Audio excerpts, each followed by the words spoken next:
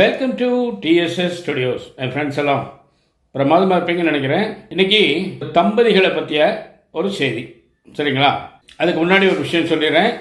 எனக்கும் என் மனைவிக்கும் இன்று 38வது ஆண்டு திருமண நாள், வெட்டிங் ஆனிவர்சரி. அது எல்லாமே பலருடைய ஆசையாலும் அன்பாலும் குடும்பம் நடத்தும் பண்பாலும் சாத்தியமாயிற்று.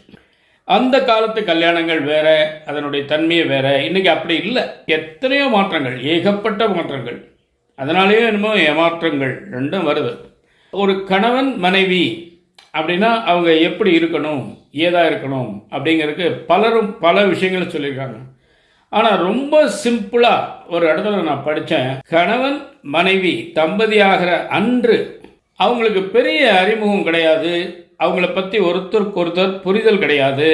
மேலும் இரண்டு வெவ்வேறு குடும்பங்கள் ஒன்றாக சேரும் இடத்தில் ஜாதி மதம் இனம் எல்லாமே சமமாக இருந்தாலும், அந்தஸ்து உட்பட பொருளாதார நிலை உட்பட எல்லாம் சமமாக இருந்தாலும் மனநிலையில் ஏற்றத்தாழ்வுகள் இருந்தே தீரும். அவங்க ரெண்டு பேரும் கலந்து பழகி யதார்த்தமாக வாழ்க்கையில் ஒரு தெள்ளிய நீரோட்டம் போல போகிறதுக்கு கொஞ்சம் கால அவகாசம் வேணும். ஒரு பெண் தன்னுடைய வீட்டை விட்டு கணவன் வீட்டுக்கு வருகிறாள். தன் வீட்டை மட்டுமா விடுறான்? அம்மா அப்பா அண்ணன் தம்பி அக்கா தங்கச்சி மாமா மச்சன்னு பெரிய ஒரு உறவு கூட்டத்தை விட்டு தனியாக இடம்பெயர்ந்து இடத்துக்கு வரான். அந்த மருமகளாக வரக்கூடியவளுடைய கடமை என்னன்னு வச்சுருக்காங்கன்னா, அந்த புகுந்த வீட்டை இவங்க நல்லா கவனிச்சுக்கணும். யார் யாருக்கு என்ன பிடிக்கும் அதை செஞ்சு கொடுக்கணும், யார் யார்கிட்ட எப்படி பழகணும் அப்படிங்கிற விஷயம் எல்லாம் எதிர்பார்க்குறாங்க. மருமகளுடைய பணி அதுன்னே வச்சுக்கோ, ஒன்றும் தப்பு கிடையாது. ஆனால் ஒரே நாளில் எப்படிங்க எல்லாரை பற்றியும் தெரியும்? அப்போ அதுக்கு கொஞ்சம் கால அவகாசம் கண்டிப்பாக வேணும். அந்த கால அவகாசத்தை கொடுக்கும்போது கூடவே அவளுக்கு ஒரு பயிற்சியும் தேவைப்படுது. என்ன பயிற்சி?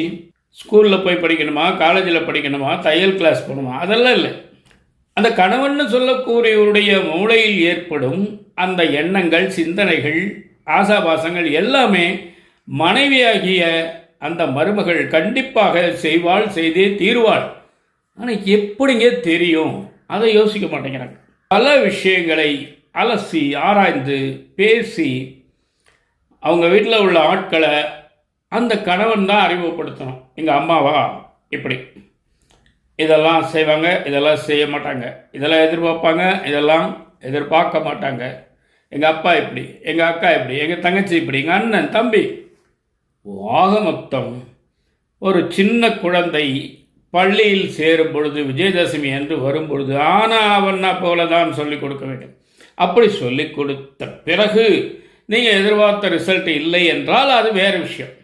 ஆனால் பெரும்பாலான மனைவிகள், மருமகள்கள் தகுந்த அவகாசம் கொடுத்து அந்த பயிற்சியும் கிடைத்தால் நிச்சயமாக அருமையான மருமகள்னு பேர் வாங்குவாங்க. நீங்கள் ஜல்லடை போட்டு தேடினாலும் குறை கண்டுபிடிக்க முடியாது. ஏன்னா பெற்றவங்களும் அப்படி தான் சொல்லி கொடுத்துருக்காங்க, போகிற இடத்துல எங்கள் பேரை காப்பாற்றுன்னு. அதே தான் அவளுடைய வாழ்க்கைக்கும் பேசிக்கான விஷயம். காப்பாற்ற முடிஞ்சாதான் அங்கே கண்டினியூ பண்ண முடியும், சந்தோஷமாக இருக்க முடியும். பேருக்கு வாழ்வது என்ன வாழ்க்கை? அது வாழ்க்கையே இல்லை.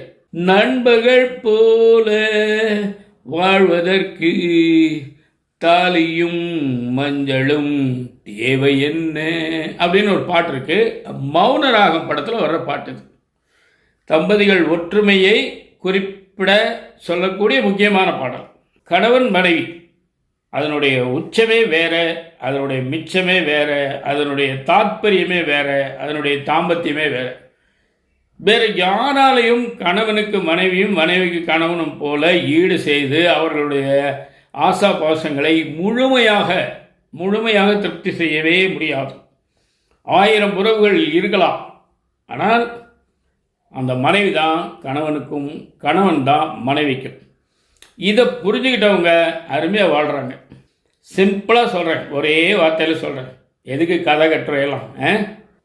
உரிமையை நிலைநாட்ட வேண்டும் என்று நினைப்பது அல்ல வாழ்க்கை, விட்டு கொடுத்து வாழ்வதே வாழ்க்கை. அப்பத்தான் அந்த கல்யாண மண்டபத்தில் நிற்கிற கோலத்தில் இருந்து இப்போ ஒரு படம் பாருங்க. இந்த கோலம், இந்த காலம் இந்த சூழ்நிலை வரை நீங்கள் வாழ முடியும். தம்பதிகள் எப்படி இருக்க வேண்டும் அப்படிங்கிறத நிச்சயமாக நீங்கள் புரிஞ்சுருப்பீங்கன்னு நம்புகிறேன். இந்த விஷயம் நிச்சயமாக உங்களுக்கு பிடிச்சிருக்கும்னு நம்புகிறேன். உங்கள் கருத்துக்களை எதிர்பார்க்குறேன். மீண்டும் அடுத்த எபிசோடு சந்திப்போமா? அதுவரை உங்களிடம் விடைபெறுவது உங்கள் அன்பர் டி. சண்முக சுந்தரம், போத்தனூர், கோயம்புத்தூர். நன்றி, வணக்கம்.